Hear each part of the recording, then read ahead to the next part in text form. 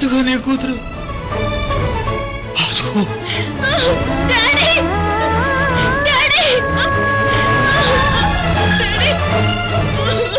ఈ డబ్బులు తీసుకుని బట్టలు ఇంకా కార్యక్రమానికి కావాల్సినవన్నీ తీసుకురా.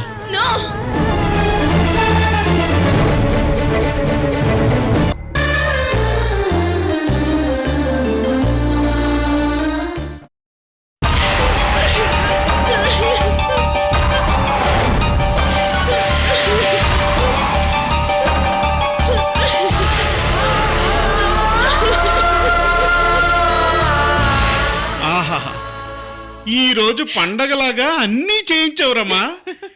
దీన్ని చూస్తుంటే నోరు ఊరిపోతుంది. తింటుంటే ఇంకెంత బాగుంటుందో. నువ్వు కూడా వడ్డించుకోరమ్మా. అలాగే.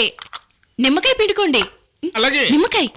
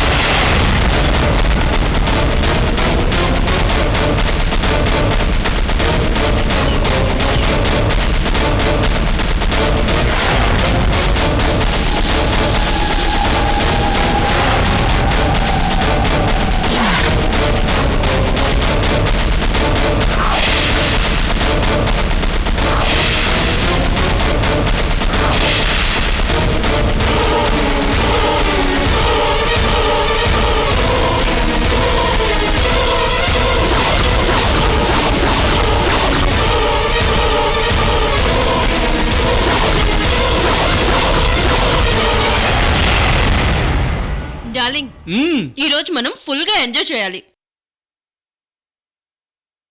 అందుకే ఈవినింగ్ థాయిలాండ్ ప్రోగ్రామ్ పెట్టాను. అక్కడ 3 రోజుల పాటు ఫుల్ గా ఎంజాయ్ చేద్దాం. రమా, మనిద్దరం అక్కడ థాయ్ మసాజ్ చేయించుకొని బ్యాంకాక్ బీచ్లు వెంబడి తిరుగుతూ సరదాగా గడిపేద్దాం.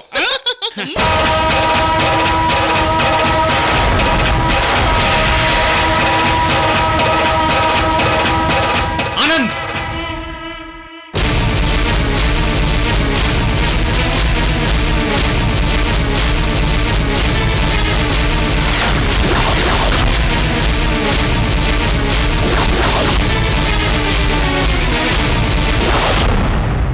మీరు అసలు మనుషులా రాక్షసులా? కన్న తండ్రి చనిపోయాడని తెలిసి కూడా కనీసం పట్టించుకోకుండా ఇక్కడ ఇలా తింటూ పండుగ చేసుకుంటున్నారా? రేయ్, తండ్రి ఎంత శత్రువైనా చనిపోతే ఏ బిడ్డైనా వచ్చి తలకరువు పెడతాడ్రా. నీకు ఆ మాత్రం జ్ఞానం కూడా లేదురా? అసలు నువ్వేంటే? నువ్వు అసలు ఆడదానివేనా? ఆడదానికి ఉండాల్సిన లక్షణాలు ఒక్కడైనా ఉందా? మామగారు చనిపోతే ముగ్గురితో పాటు ఇక్కడ పండుగ చేసుకుంటున్నావా? ఇదిగో బావా, నాకు తండ్రి అనేవాడు లేడని ఎప్పుడో నా మనసులోంచి తుడిచేసుకున్నాను. ఇప్పుడు కొత్తగా నువ్వు వచ్చి తండ్రి చనిపోయాడు అంటే నాకెందుకు బాధ ఉంటుంది?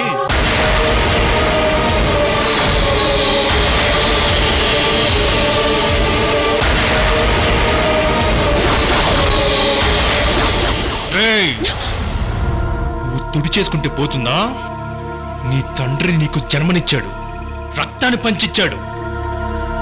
మీ నాన్నకి తలకొరువు పెడదు కానీ నోరు మూసుకుని పద. బావా, నువ్వు మరీ నన్ను ఇబ్బంది పెట్టేస్తున్నావు. నాకు ఇలాంటివంటే పడవు. సరే, ఓ పని చేద్దాం. ఇదిగో,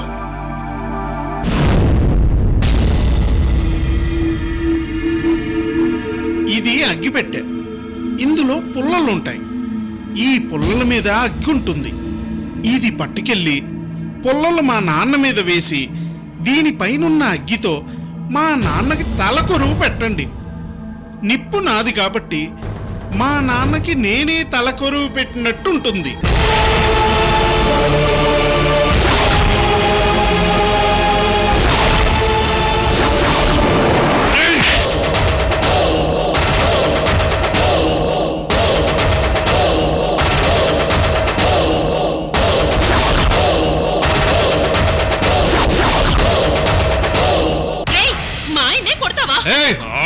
ఆడదామని కూడా చూడను, నీ చెంప కూడా పగిలిపోద్ది. రేయ్, నా ఇంటికి వచ్చి నన్నే కొడతావా?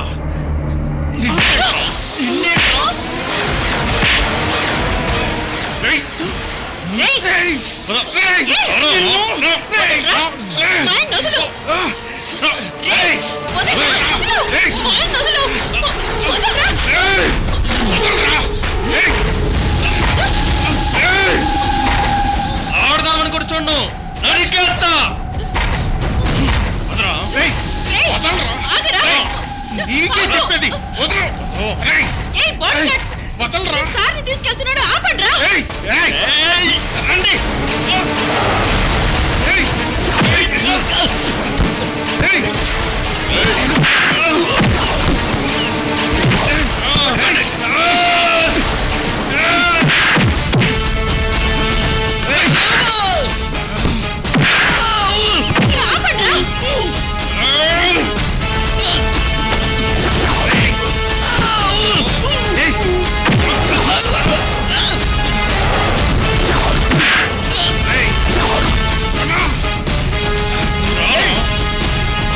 చంపేస్తా, చంపేస్తా.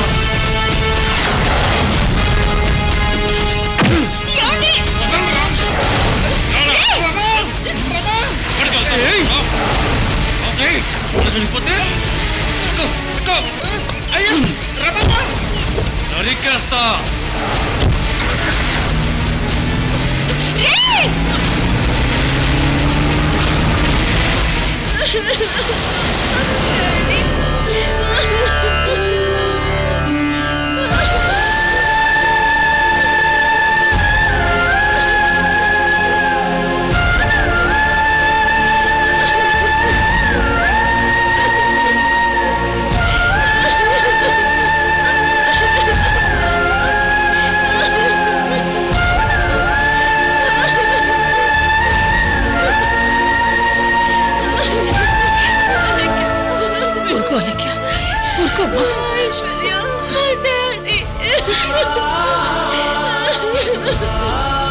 తీసుకెళ్తాం, రండి రండి బాబు, రండి. అమ్మా,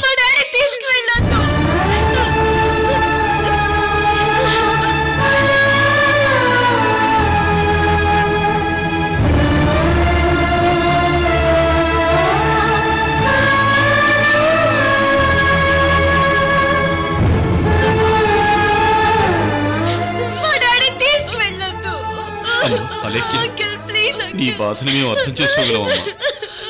ధనంజయరావు ఇప్పుడు మన మధ్యన లేకపోయినా ఆయన ఆత్మ మాత్రం నీ చుట్టూనే తిరుగుతూ ఉంటుందమ్మా. అవునమ్మా, మనసులో చేసుకో.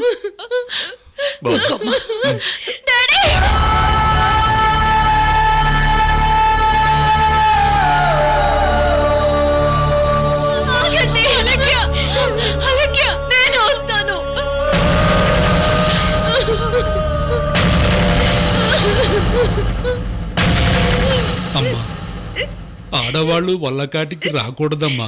లేదు, మా డాడీని ఆఖరి చిత్తి మంటల వరకు చూస్తాను. మా డాడీని చూస్తాను.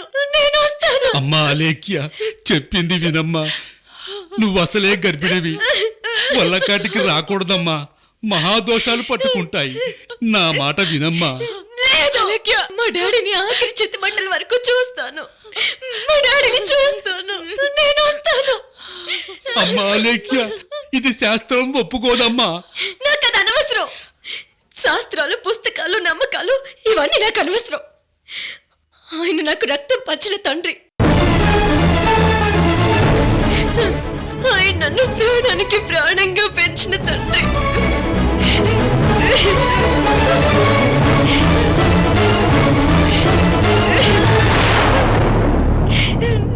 నా తండ్రి నా గురించి ఎక్కువగా ఆలోచించేవారు. 24 గంటలు నా లెక్క అంటూ నా కోసమే బ్రతికేవారు.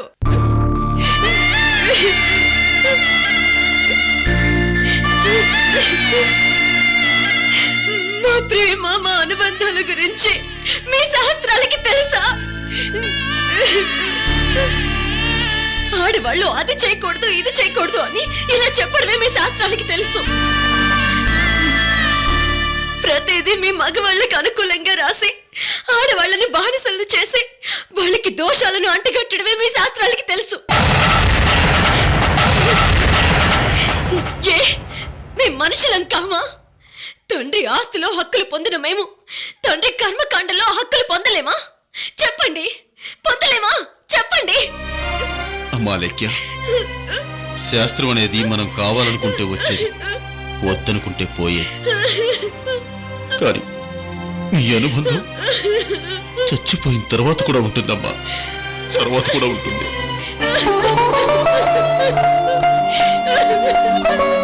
ఒక ఆడపిల్ల తండ్రి మీద పెంచుకున్న ప్రేమ ముందు ఈ నమ్మకాలు దోషాలు ఎందుకు పనికిరావమ్మా? ఎందుకు పనికిరావు? నువ్వు కూడా రామ్మా, నువ్వు కూడా రా. అమ్మా అనుష, అలేఖ్యకి తోడుగా నువ్వు కూడా వెళ్ళమ్మా. అలాగే. దీన్ని తల కొరివి పెట్టే కొడుకే శవంతో పాటు వల్లకాటికి తీసుకుపోవాలమ్మా. కొడుకు దగ్గర లేనప్పుడు బంధువైన పట్టుకోవచ్చు, ఆత్మబంధువైన ఆ పని చేయొచ్చు.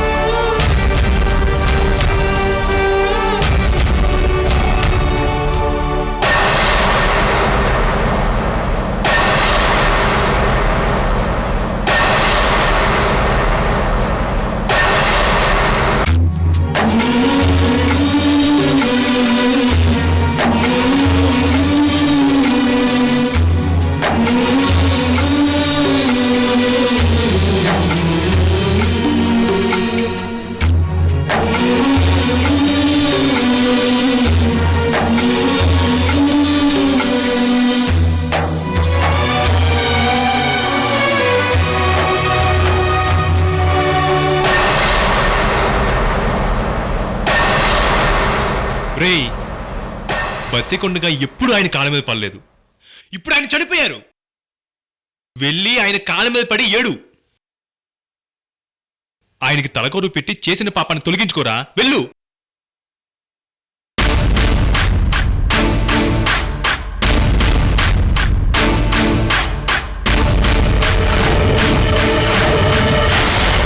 శ్రీకర్, వీడు నా తండ్రికి తల కొరివి పెట్టాలనుకుంటే నేను ముందు వీడికి తల కొరివి పెడతాను.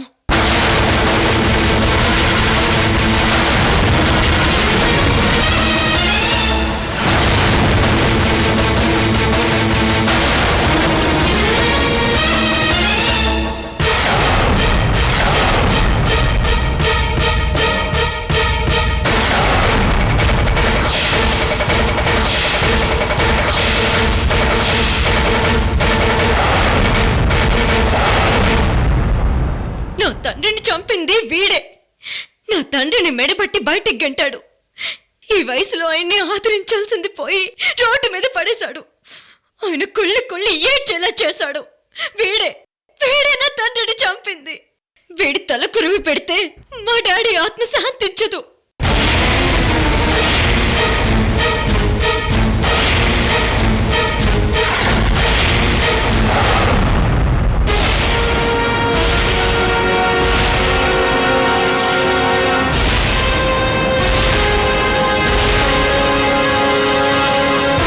వెదవా, చూసావా?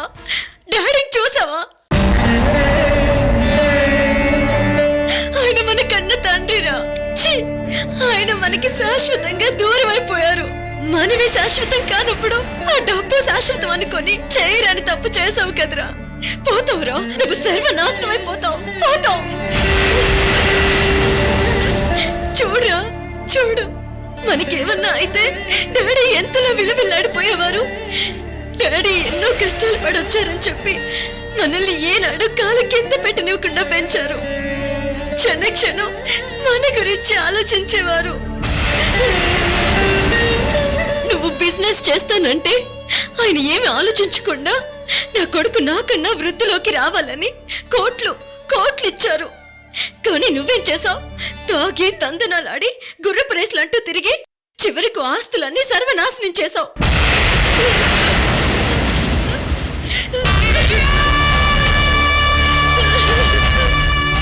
ధనంజయరావు కొడుకు ఇలాంటి వాడా అని 10 మంది నిన్ను చూసి ఆశయించుకునేలా చేశావు.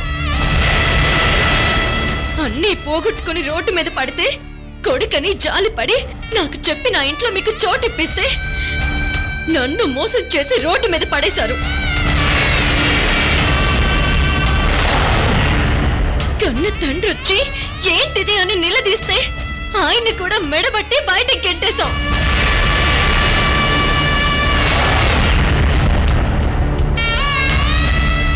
రేయ్, ఆయన చనిపోయింది ఆయన్ని నువ్వు మెడబట్టుకుని బయటకి గెంటావన్న బాధతో కాదురా.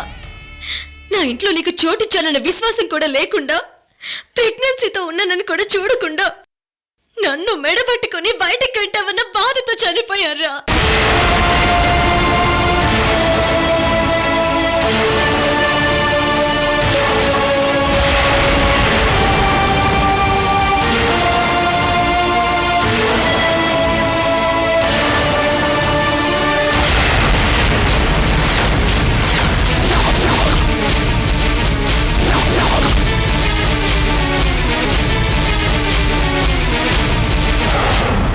ప్రతిరోజు ఆయన కుమిలి బాధపడేవారు. ఆడపడుచువని చూడకుండా, ప్రెగ్నెన్సీతో ఉన్నావని చూడకుండా నిన్ను మెడబట్టి బయటకు గెంటాడమ్మా అని ఏడ్చేవారు. రాక్షసుడు కూడా చేయని పని చేశాడమ్మా అని నిద్రపోయేవారు కాదు. ఎందుకు ఇలా చేసావురా? ఎందుకు చేసావు?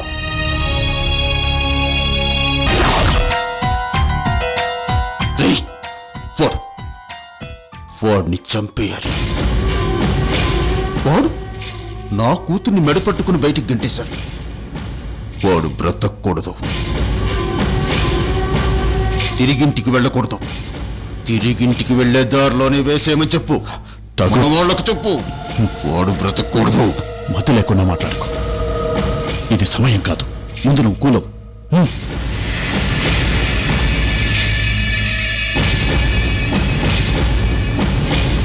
నా తండ్రి శవం సాక్షిగా చెప్తున్నాను, నిన్ను నీ పెళ్ళాం బ్రతుకుల్ని కుక్కలు చింపిన విస్తరి చేస్తాను. అడుక్కు తినడానికి కూడా పనికి రాకుండా చేస్తాను. నా తండ్రి చావుకు కారణమైన మిమ్మల్ని క్షణ క్షణం చచ్చేలా చేస్తాను. ఎందుకు పుట్టావురా బాబు అని ఏడ్చేలా చేస్తాను. రేయ్, నీకు 2 నిమిషాలు టైం ఇస్తున్నాను. తొందరగా ఇక్కడి నుంచి వెళ్ళిపో, లేకపోతే నా తండ్రి శవంతో పాటు నిన్ను కూడా కాల్ చేస్తాను. పోరా పో.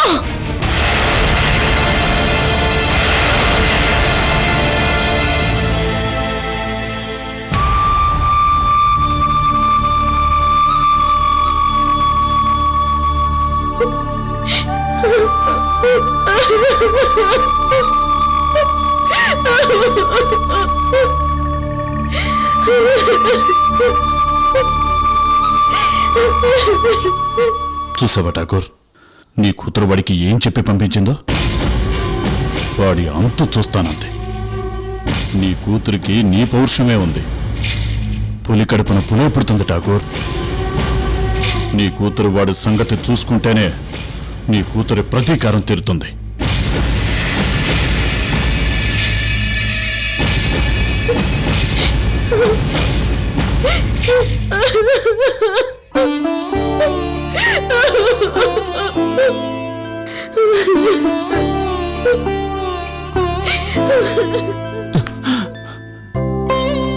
ధనుంజయరావు చనిపోయాడనే వార్త, నా కూతురు ప్రెగ్నెన్సీ అనే వార్త,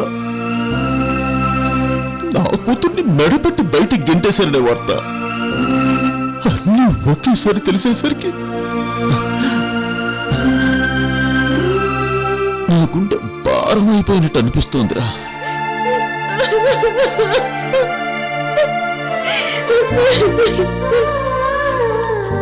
ఠాకూర్,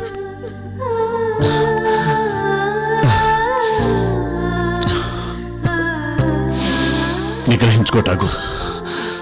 ఇప్పుడు ఈ కార్యక్రమం నీ చేతుల మీదుగా జరుగుతుందని గుర్తుపెట్టుకో. అదుగో నీ కూతురు నీ దగ్గరికే వస్తుంది. Control your self.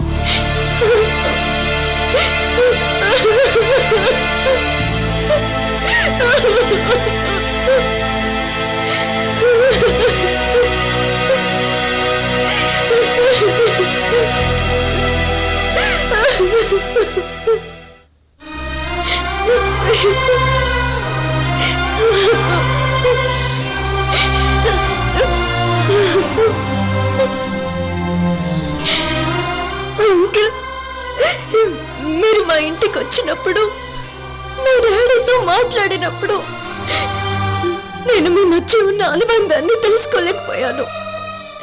మీ స్నేహం ఎంత గొప్పదో ఎప్పుడు నాకు అర్థమైంది.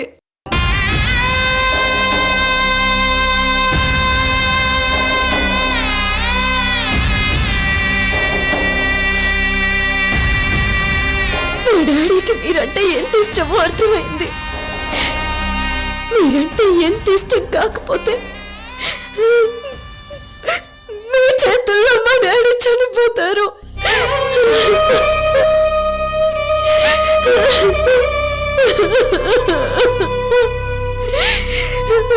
అందుకే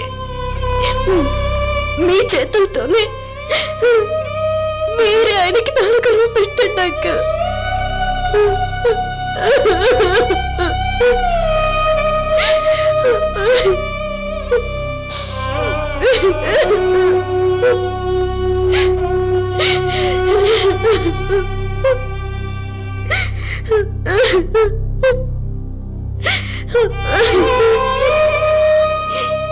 ఎంతో ఇష్టపడేవారు తలకరువు పెడితే ఆయన ఆత్మ శాంతిస్తుంది అంకుల్.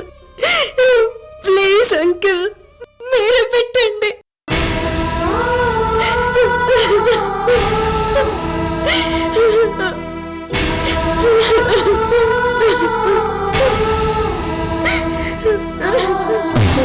అలేఖ్య, నువ్వు చెప్పింది కరెక్ట్ అమ్మా. ఇష్టపడే వాళ్ళు తలకొరవు పెడితేనే వాళ్ళ ఆత్మ శాంతిస్తుంది. అందుకే నువ్వే పెట్టమ్మా, తలకొరవు నువ్వే పెట్టు.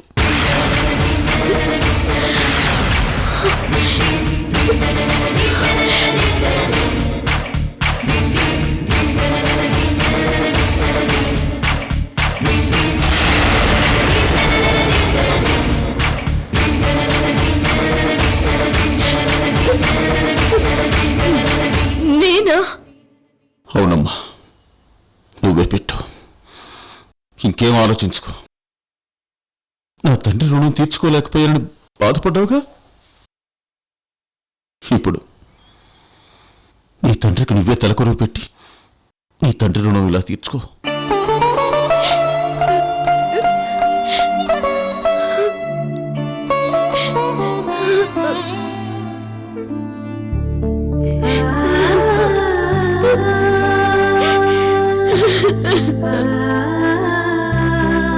అలేఖ్య, ఆయన చెప్పింది కరెక్ట్. మావయ్య ప్రతి క్షణం నీ గురించి ఆలోచించేవారు. ఆయన్ని ఆదరించేవాళ్ళు, గుండెల్లో పెట్టుకుని చూసుకునేవాళ్ళు చాలామంది ఉన్నా పొరపాటును కూడా అక్కడికి వెళ్ళలేదు. నువ్వేం పెడితే అది తింటూ నీ దగ్గరే ఉన్నారు. మావయ్యకి నువ్వు తలకొరువు పెట్టడమే కరెక్ట్.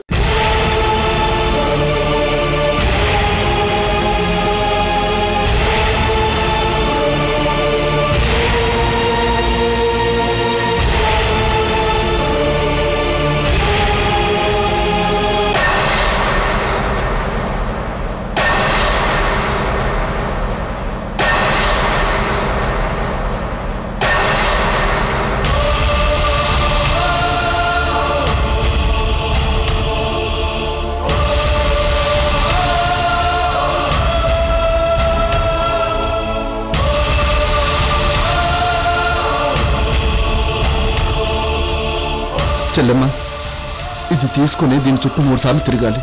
పదమ్మా.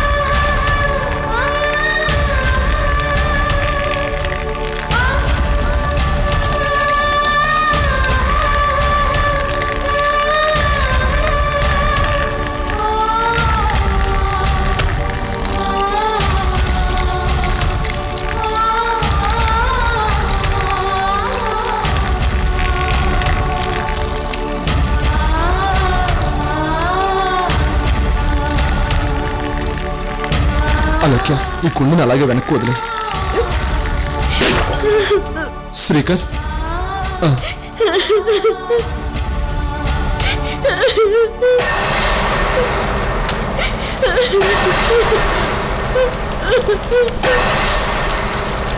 చెల్లెమ్మా.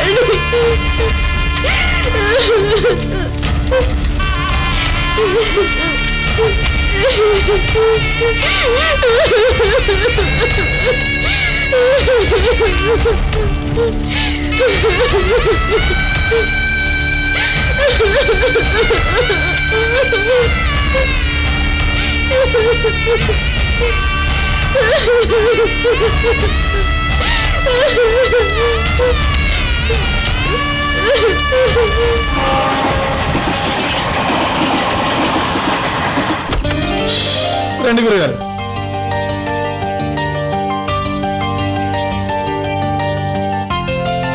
లగేజ్ ఎదురా బాయ్ తెస్తున్నాడండి. నువ్వే ఒక అసిస్టెంట్, నీకు ఇంకొకటి అవసరమా? గురుగారు, వాడి టిప్పు డబ్బుల కోసం వాడు ఏదో కక్కుర్తి పడి తెస్తున్నాడే అనుకోండి. అవన్నీ ఎందుకు చెప్పండి ఇప్పుడు.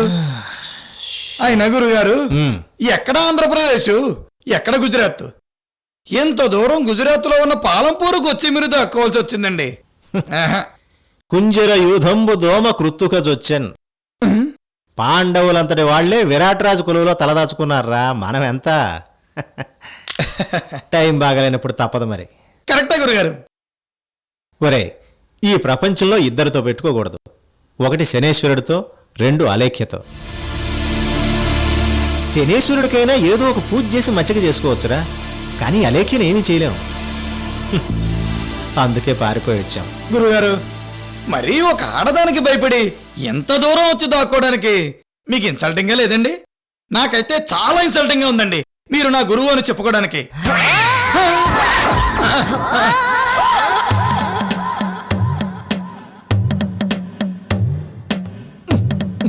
ఒరే, టీవీ రావట్లేదు, ఏమైందో చూడు.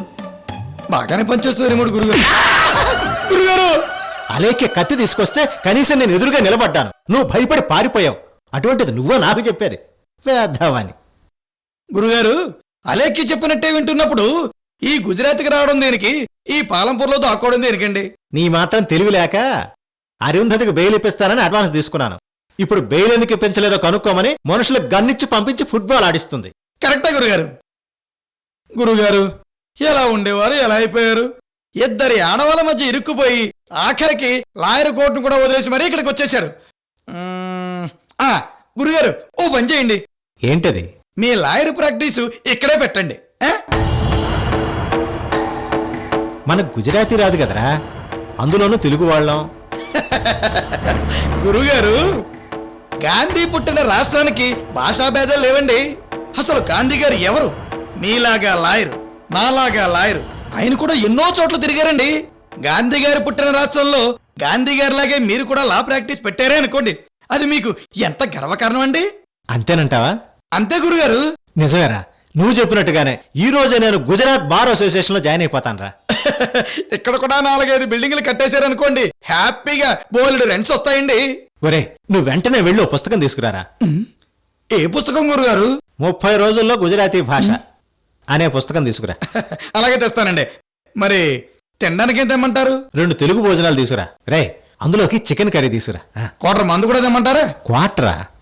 వద్దురా, ఫుల్ తీసుకురా. గురుగారు, మీకు ఆల్రెడీ చెప్పాను, ఇది గుజరాత్ రాష్ట్రం, గాంధీ మహాత్ముడు పుట్టిన రాష్ట్రం అని. ఇక్కడ నాన్ వెజ్ దొరకదు, జీవహింస జరగదు, మందు నిషేధం. వాటన్నింటినీ నిషేధించి ఆ మహాత్ముడు కన్న కలల్ని నిజం చేస్తున్న రాష్ట్రం అండి ఇది. ఏమండోయ్, ఇక్కడ బ్రాందీ షాపులు గాని బెల్ట్ షాపులు గాని అవేవీ లేని ఏకైక రాష్ట్రం అండి ఇది. అన్నట్టు ఇంకో విషయం ఉండోయ్, ఇక్కడ తెలుగు భోజనం దొరకదు. గుజరాత్ గురించి బాగా తెలుసుకున్నావురా. అమితాబ్ బచ్చన్ చెప్పాడా ఏమిటి? సరేలే గాని ఇక్కడేదో దొరుకుతుంది కదా, పావు బాజీ అరబాజు, అది ఫుల్ తీసుకురా. పావు బాజీ అరబాజీ కాదండి, పావు బాజీ, అది ఫుల్ తీసుకురా. అలాగే గురుగారు.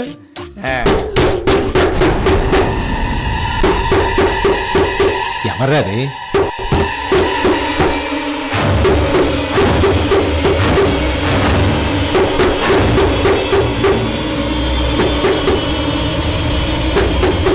ఇప్పుడే హోటల్లో దిగాం, అప్పుడే ఎవరు వచ్చి తలుపు కొడుతున్నారు గురుగారు. నేను చూసిస్తానండి. ఎవరు మీరు? లోపలికి వస్తారంటే తోస్తారంటయ్యా? నేను ఎక్కడ అడుగుతుంటే సమాధానం చెప్పారంటయ్యా? ఎవరు మీరు? ఆంధ్రా నుంచి పారిపోయి గుజరాత్కి వస్తే మాత్రం మేము పట్టుకోలేమనుకుంటున్నారా? వద్దు, నన్నేం చేయొద్దు.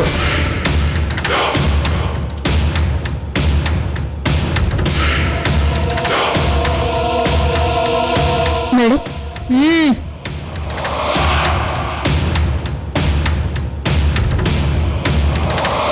లాయర్ శివనారాయణ గారు, మీకు స్వాగతం, సుస్వాగతం.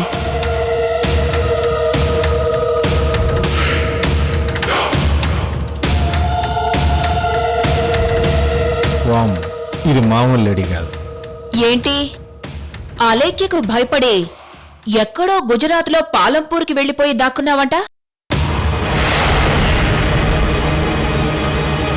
అవునమ్మా, ఎవరితోనైనా పెట్టుకోవచ్చు గాని అలేఖ్యతో మాత్రం పెట్టుకోకూడదు. నా ఎక్స్పీరియన్స్తో చెప్తున్నానమ్మా. నాకన్నా మీకు అలేఖ్య అంటేనే ఎక్కువ భయం అనుకుంటా.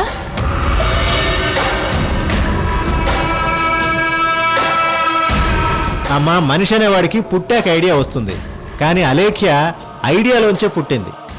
ఏదో టైం కాస్త అటు ఇటు అయింది తప్ప ఆవిడ ముందు మీరు నేను బలాదూర్.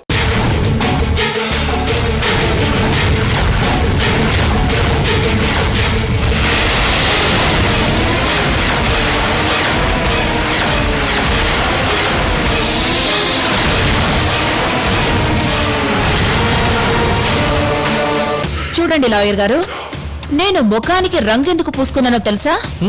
నా అందాన్ని పెంచుకోవడానికి. ఓ, నన్ను సడన్ గా చూస్తే ఎవరైనా గుర్తుపడతారా? పట్టలేరు.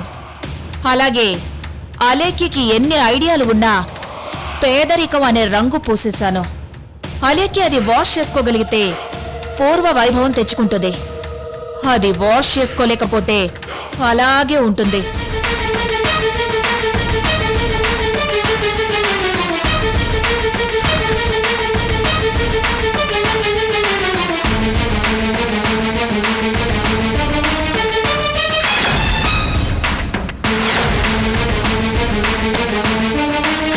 నేను అలేఖ్యకి పూసిన రంగు అంత తేలిగ్గా పోదు. ఒకవేళ పోగొట్టుకోవాలని ప్రయత్నించినా ఈ అరుంధతి పోగొట్టుకోనివ్వదు.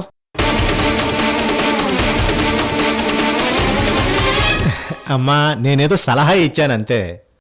నాకు సలహాలివ్వడం ముఖ్యం కాదు. నా బెయిల్ సంగతి చూడండి. అలా వాదిస్తే అలేఖ్య చంపేస్తుంది. వాదించకపోతే నేను చంపేస్తాను. అరుంజయరావుకి కొడుకు ఉన్నా ఆయన కూతురు అలేఖ్య తలకొరువి పెట్టారు.